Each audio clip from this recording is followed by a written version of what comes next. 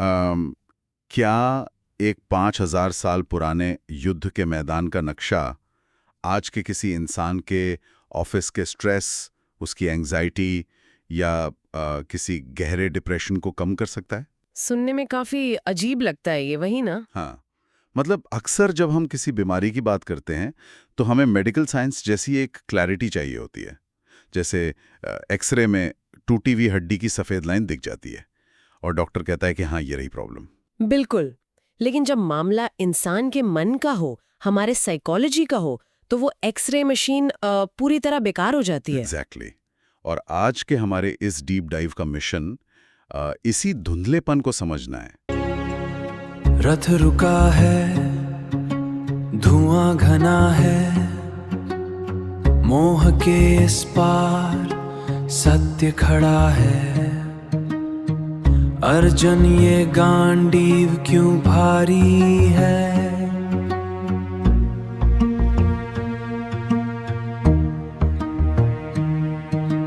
देह नश्वर यात्रा जारी है।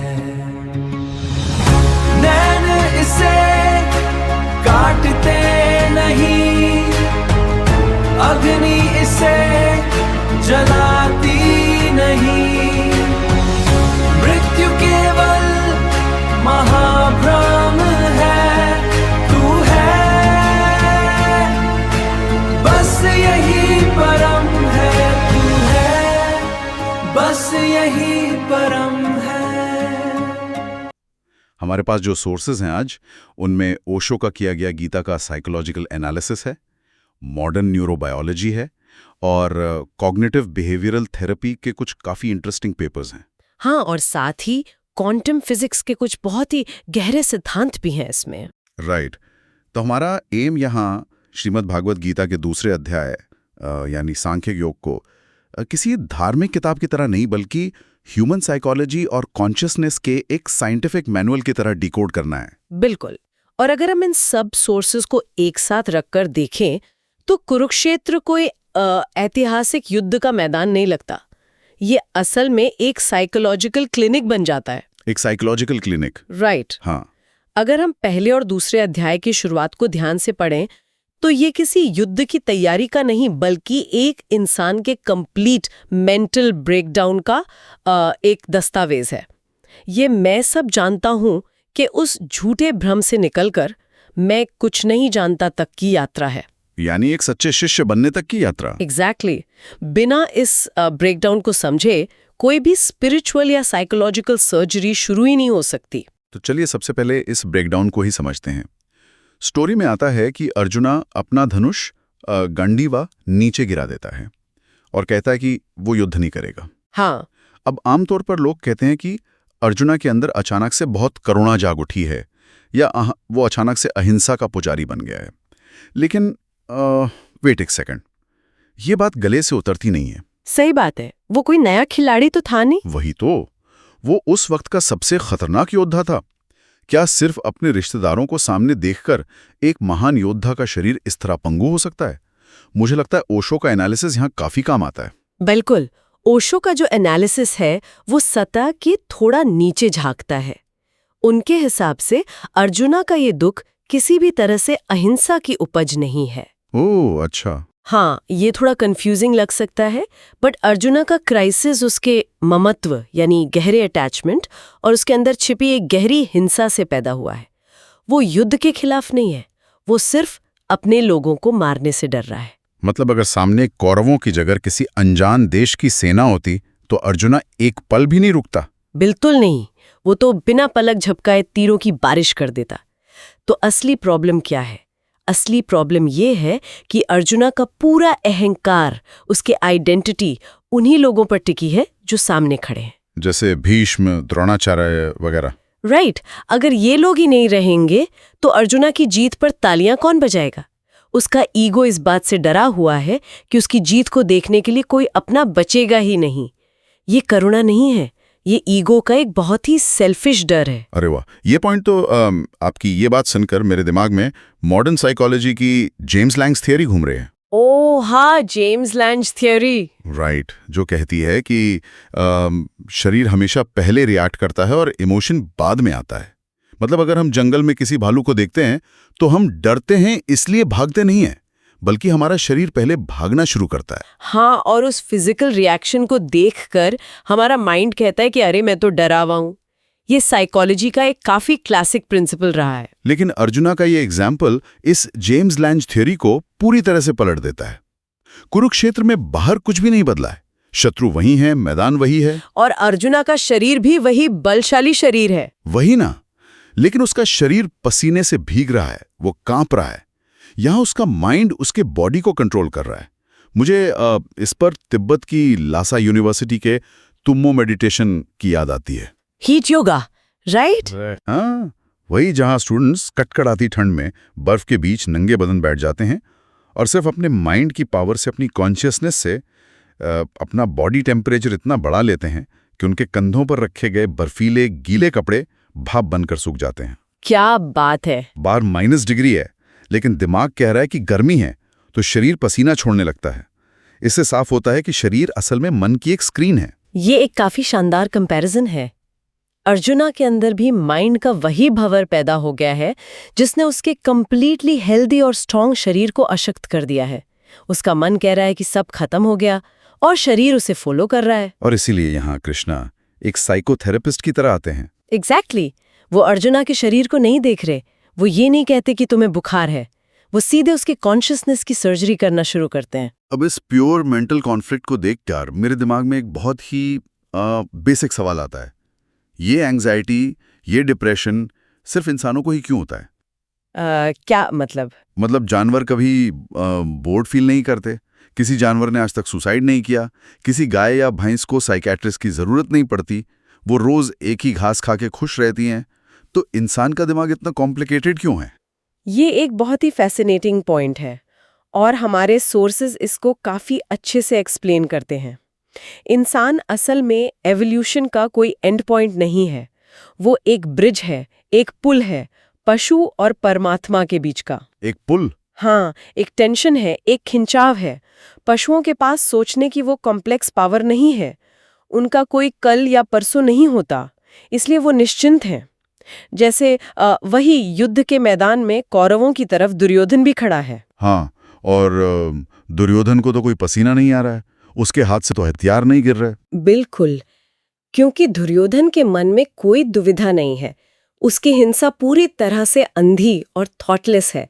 वो एक तरह से पशु लेवल की निश्चिंतता में है, जहां सिर्फ इंस्टिंक्ट काम करती है। राइट। लेकिन अर्जुन की दुविधा, उसकी बेचैनी, उसकी विचारशीलता का रिजल्ट है। वो उस पुल के बीच में फंसा है। वो दुर्योधन की तरह अंधा नहीं हो सकता और कृष्णा की तरह अभी फुली अवेकेंड नहीं हुआ है कि सब कुछ शांति से देख सके। ओ, मैं समझा। इसका मतलब इंसान होना ही अपने आप में एक बहुत बड़ा एग्जिस्टेंशियल क्राइसिस है। जैसे आज लोग अपनी कॉर्पोरेट जॉब में बैठे बैठे अचानक सोचते हैं कि मैं पीपीटी क्यों बना रहा हूँ, मेरे जीवन का असली मकसद क्या है। सही कहा आपने। और अगर इसको फिलॉसफी के लेंस से देखें तो सेकेंड वर्ल्ड वॉर के बाद वेस्टर्न वर्ल्ड में बिल्कुल अर्जुन जैसी ही सिचुएशन आई थी, जब यूरोप के शहर तबाह हो गए थे। सार्त्रे और उनके एग्जिस्टेंशियलिज्म का जो फिलॉसफी निकला वो इसी मीनिंगलेसनेस से निकला था। जब सब कुछ ध्वस्त हो गया तो उनके सामने भी वही सवाल था कि अब क्या करें। राइट। लेकिन सार्त्रे और अर्जुना के रिएक्शन में एक बहुत बड़ा डिफरेंस है। हाँ, दोनों ने मीनिंगलेसनेस देखी है, लेकिन दोनों का नजरिया अलग था। बहुत अलग। सार्त्रे ने जब ये देखा तो उसने अपने अज्ञान को ही फाइनल आंसर मान लिया। उसने डिक्लेयर कर दिया कि भगवान नहीं है, दुनिया absurd है, सब बेकार है। जब इग्नोरेंस ईगो के साथ जुड़ जाए। एग्जैक्टली, वो बहुत डिप्रेसिंग हो जाता है। लेकिन अर्जुना इतने गहरे क्राइसिस में भी हम्बल रहता है। वो एक्सेप्ट करता है कि मुझे नहीं पता, और एक शिष्य बनकर कृष्ण से सवाल करता है। यही ह्यूमिलिटी उसे सोल्यूशन की तरफ ले जाती है। और वही टर्निंग पॉइंट है जहां से गीता में सोल्यूशन शुरू होता है। तो इस एग्जिस्टेंशियल क्राइसिस का इलाज क्या है? यहां लोग वही फेमस श्लोक बोलते हैं, कर्मण्येव अधिकारस्ते, कि कर्म करो, फल की चिंता मत करो। हाँ, ये सबसे ज्यादा कोट किया जाने वाला श्लोक है। लेकिन ऑनेस्टली बोलूं तो क्या ये कभी-कभी सिर्फ एक बोरिंग सा मॉरल लेक्चर नहीं लगता? जैसे कोई बॉस अपने एम्प्लॉय से कह रहा हो कि ओवरटाइम करते रहो, बस अप्रेजल की टेंशन मत लो। ये तो मैनिपुलेशन जैसा लगता है। ये बहुत ही वैलिड डाउट है और सदियों से इसको एक हैवी ड्यूटी की तरह ही समझाया गया है। लेकिन ओशो के नजरिए से देखें तो गेम ही बदल जाता है। ये कोई मॉरल लेक्चर नहीं है, ये इंसान की फ्यूचर न्यूरोसिस का सबसे बढ़िया साइकोलॉजिकल इलाज है। फ्यूचर न्यूरोसिस, इसका क्या मैकेनिज्म है? हमारा ईगो हमेशा फ्यूचर को लेकर ऑब्सेस्ड रहता है। हमारा माइंड एक कैलकुलेटर की तरह चलता है जो गारंटीज और रिजल्ट्स गिनता रहता है कि अगर मैं ये करूंगा तो मुझे क्या मिलेगा। हाँ, हम हमेशा रिटर्न ऑन इन्वेस्टमेंट सोचते हैं। राइट। और जब दिमाग की सारी एनर्जीज फ्यूचर की कैलकुलेशन में लग जाती है तो इंसान प्रेजेंट से पूरी तरह डिस्कनेक्ट हो जाता है। तो फल का त्याग करने का मतलब सैलरी छोड़ना नहीं है, बल्कि माइंड को उस डरावनी कैलकुलेशन से निकालकर प्रेजेंट मोमेंट में लाना है। अरे वाह! अगर हम अपने सोर्सेज के डेटा को देखें और इसको कॉर्पोरेट वर्ल्ड से जोड़ें तो ये काफ़ी क्लियर हो जाता है। आज हर कोई रिजल्ट्स के प्रेशर में है। जैसे AHP यानी एनालिटिकल हायरार्किकल प्रोसेस, जहां लोग हर डिसीजन के रिजल्ट को नापने की कोशिश करते हैं और पैरालाइज हो जाते हैं। सही कहा, एनालिसिस पैरालिसिस हो जाता है। और हमारे पास जो बैम्बू HR का डेटा है वो दिखाता है कि आज एम्प्लॉयज में जो भयंकर बर्नआउट है वो कम ज्यादा होने की वजह से नहीं है, वो क्वार्टरली रिजल्ट्स और टारगेट्स की उस अंधी दौड़ के स्ट्रेस से है। लोग काम से नफरत नहीं करते, वो सिर्फ रिजल्ट से डरे हुए हैं। बिल्कुल, और जब फोकस सिर्फ फल पर होता है तो उसको हम परफॉर्मेंस एंजाइटी कहते हैं। निष्काम कर्म से एक्चुअली इंट्रिंसिक मोटिवेशन बढ़ती है। इंसान काम को बोझ नहीं, अपना स्वधर्म समझकर करता है। और इसका प्रैक्टिकल यूज हमने मॉडर्न इंडिया में देखा भी है। विनोबा भावे जी का भूदान मूवमेंट इसी निष्काम कर्म पर बेस था। उन्होंने बिना किसी स्वार्थ के लाखों एकड़ जमीन दान में लेकर गरीबों में बांट दी। ये इंट्रिंसिक मोटिवेशन का मिरेकल ही तो था। वही ना। और आज गवर्नमेंट ने सिविल सर्वेंट्स के लिए जो कर्मयोगी फ्रेमवर्क बनाया है उसका भी तो कोर यही है, एडमिनिस्ट्रेटर्स को ईगो से ऊपर उठाकर प्रेजेंट पर फोकस करते हुए सर्विस के लिए मोटिवेट करना। ये एक बेस्ट एग्जाम्पल है कि एंशिएंट साइकोलॉजी आज के लीडरशिप के लिए कितनी रेलेवेंट है। लेकिन यहाँ मुझे एक सवाल काफी परेशान कर रहा है। हमने फिलॉसफी की बात कर ली, साइकोलॉजी की बात कर ली, लेकिन बायोलॉजिकल लेवल पर, न्यूरोबायोलॉजी के लेवल पर क्या होता है जब कोई इस प्रेजेंट में जीने लगता है? आप स्थितप्रज्ञा स्टेट की बात कर रहे हैं। हाँ, गीता में ऐसे व्यक्ति को स्थितप्रज्ञा कहा गया है। यहाँ कछुए की एनालॉजी आती है जो खतरा देखकर अपने अंग अंदर खींच लेता है। एक स्थितप्रज्ञ व्यक्ति अपनी सेंसेस को बाहरी दुनिया से समेट लेता है, जैसे किसी शोर वाले ऑफिस में फोन साइलेंट करके फोकस करना। बिल्कुल, और ये सिर्फ फिलॉसफी नहीं है। गीता में ह्यूमन माइंड के कोलैप्स होने का पूरा कॉग्निटिव डिस्टॉर्शन मॉडल दिया गया है। ओह, वो कैसे? कृष्णा बताते हैं कि जब हम किसी चीज के बारे में लगातार सोचते हैं तो अटैचमेंट आती है। अटैचमेंट से डिजायर यानी कामना पैदा होती है। जब वो पूरी नहीं होती तो गुस्सा आता है, और गुस्से से इंटेलिजेंस का नाश होता है, जिसे आज हम एमिगडेला हाईजैक बोलते हैं। वेट, ये तो एग्जैक्टली आज की CBT यानी कॉग्निटिव बिहेवियरल थेरेपी जैसा साउंड कर रहा है। CBT भी तो यही करती है, वो नेगेटिव थॉट्स के लूप को पकड़ती है और उन्हें बीच में ही ब्रेक करती है ताकि कोई डिस्ट्रक्टिव एक्शन ना हो। एग्जैक्टली। गीता एक एंशिएंट CBT मैनुअल ही है, और मॉडर्न न्यूरोबायोलॉजी इसको अब मेजर भी कर रही है। EEG और हार्ट रेट वेरिएबिलिटी यानी HRV का डेटा इसको प्रूफ करता है। HRV मतलब जो दिल की धड़कनों के बीच का टाइम डिफरेंस होता है, राइट? हाँ, लोग सोचते हैं कि हार्ट है, कांस्टेंट स्पीड पर धड़कना अच्छा है, बट ऐसा नहीं है। हाई HRV का मतलब है कि आपका बॉडी स्ट्रेस को इजीली अडेप्ट कर सकता है। तो जब कोई स्थितप्रज्ञा स्टेट में होता है बिना फ्यूचर की चिंता के, तो उसका HRV बढ़ जाता है। मतलब बॉडी एक रिलैक्स मोड में आ जाती है। हाँ, पैरासिम्पैथेटिक नर्वस सिस्टम एक्टिव हो जाता है, जिसको हम रेस्ट एंड डाइजेस्ट मोड कहते हैं। तो जो हमारा फाइट और फ्लाइट मोड होता है यानी सिंपैथेटिक नर्वस सिस्टम, वो शांत हो जाता है। बिल्कुल, और उसके साथ ही ब्रेन के लेफ्ट साइड में अल्फा वेव्स बढ़ जाती हैं, जो एक फ्लो स्टेट का साइन है। सबसे जरूरी बात, ब्रेन का डर पैदा करने वाला हिस्सा अमिगडाला, वो शांत होने लगता है। ये न्यूरोप्लास्टिसिटी का एक सॉलिड एग्जाम्पल है। बायोलॉजी तो चली समझ आती है, लेकिन हमारे सोर्सेज इसको क्वांटम फिजिक्स से भी जोड़ते हैं, जो थोड़ा माइंड बेंडिंग है। मैंने पढ़ा था कि अर्विन श्रोडिंगर और वर्नर हाइजेनबर्ग जैसे क्वांटम साइंटिस्ट गीता से काफी इन्फ्लुएंस थे। इसका क्या कनेक्शन है? इसका डायरेक्ट कनेक्शन क्वांटम फिजिक्स के ऑब्जर्वर इफेक्ट से है। पहले साइंस मानती थी कि दुनिया ठोस है और हमारे देखने या ना देखने से इसको कोई फर्क नहीं पड़ता। हाँ, क्लासिकल फिजिक्स। राइट। लेकिन डबल स्लिट एक्सपेरिमेंट ने सब बदल दिया। इसने प्रूव किया कि सब एटॉमिक लेवल पर रियलिटी ठोस नहीं है, वो सिर्फ प्रोबेबिलिटीज की वेव्स हैं। लेकिन जैसे ही कोई ऑब्जर्वर उनको देखता है तो वो वेव्स अचानक एक सॉलिड रियलिटी में बदल जाती हैं। ओह, यानी देखने वाला ही रियलिटी को फिक्स कर रहा है। बिल्कुल। और वेट, गीता भी तो इसी को साक्षी भाव कहती है, एक विटनेसिंग कॉन्शियसनेस। क्वांटम फिजिक्स का ऑब्जर्वर इफेक्ट और गीता का साक्षी भाव दोनों यही कह रहे हैं कि ऑब्जर्वर और ऑब्जर्व्ड अलग नहीं है। एग्जैक्टली वही बात है। जब अर्जुन मैदान को अपने ईगो के चश्मे से देखता है तो उसको सिर्फ तबाही और दुख दिखता है। उसका नजरिया ही वो रियलिटी क्रिएट कर रहा है। लेकिन जब कृष्णा उसको साक्षी भाव में शिफ्ट करते हैं तो वही युद्ध उसको एक कॉस्मिक प्ले लगने लगता है। बाहर एक भी सोल्जर नहीं बदला, लेकिन ऑब्जर्वर के बदलते ही पूरी रियलिटी बदल गई। यही तो असर है। तो अगर हम आज की इस पूरी चर्चा को समराइज करें तो रिजल्ट क्या निकलता है? कुरुक्षेत्र सिर्फ हिस्ट्री का एक चैप्टर या किसी जमीन के टुकड़े का नाम नहीं है। ये हमारे अपने दिमाग का एक प्रिसाइज नक्शा है। और कृष्णा कोई ऑर्डिनरी सारथी नहीं है। वो पहले ऐसे साइकोलॉजिस्ट हैं जो सीधे कॉन्शियसनेस की सर्जरी कर रहे हैं। बिल्कुल सही। सांख्य योग भी यही सिखाता है कि भागना प्रॉब्लम का सल्यूशन नहीं है। अपनी कॉन्शियसनेस को एलिवेट करना और फ्यूचर न्यूरोसिस से बचकर प्रेजेंट में जीना ही असली आज़ादी है। सही बात है। और इसके साथ हमारा ये डीप डाइव अपनी समाप्ति की तरफ आता है। लेकिन जाने से पहले एक फाइनल थॉट है। गीता में समुद्र की एक बड़ी सुंदर एनालॉजी आती है। नदियां बहुत शोर के साथ समुद्र में गिरती हैं, लेकिन समुद्र शांत रहता है, वो अपने साक्षी भाव में फिक्स रहता है।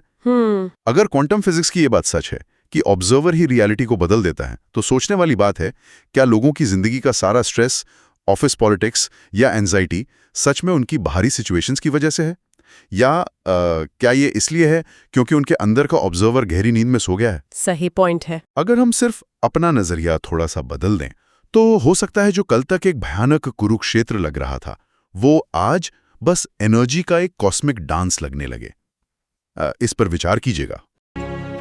रथ रुका है, धुआं घना है, मोह के इस पार सत्य खड़ा है। अर्जुन ये गांडीव क्यों भारी है?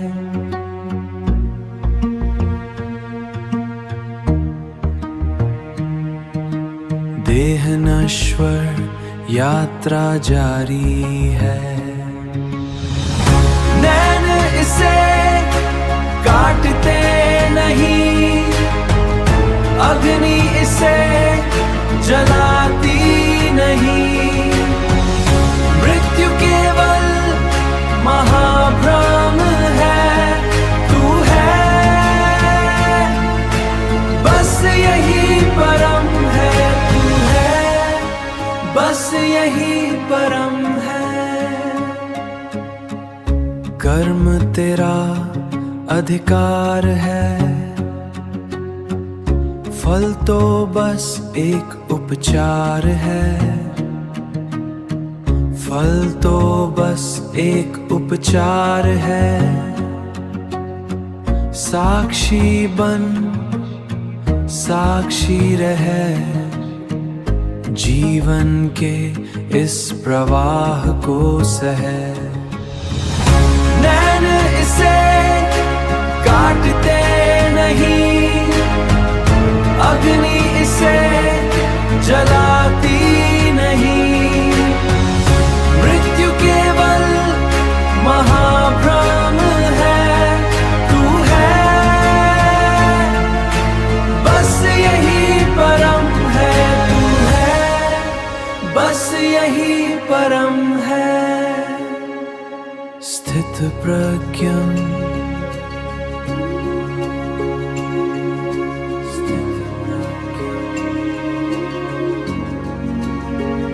सिर्फ साक्षी।